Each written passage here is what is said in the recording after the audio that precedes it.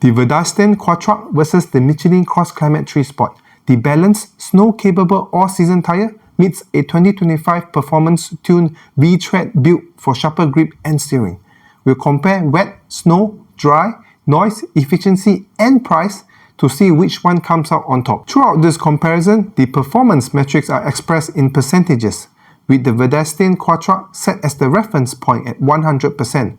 These results are sourced from 2025 Auto-Built all-season tyre tests. In wet braking, Quatrac stops 3.4 meters shorter than the CrossClimate 3 Sport, a 7% advantage. In wet handling, Quatrac carries 4.1 km more speed, about 5% better.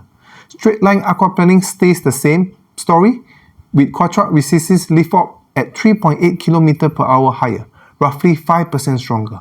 Overall, I was surprised how well the Vredestein performs against the upgraded wet CrossClimate 3 Sport. On snow, Michelin hits back. The CrossClimate 3 Sport stops 0.9 meters shorter in snow braking, a 4% edge. It also pulls 236 Newton more in traction, around 9% stronger, and holds 1.2 km per hour more speed in snow handling, a 2% gain.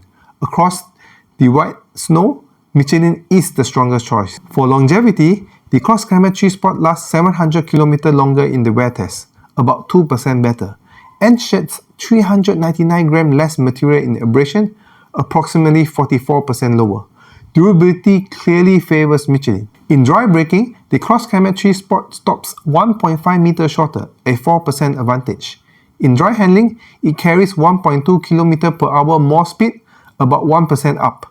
The Michelin edges in the dry category for both stopping and response. When it comes to noise, the Quatrac runs quieter by 1.4 dB, roughly 2% lower. However, efficiency goes to Michelin.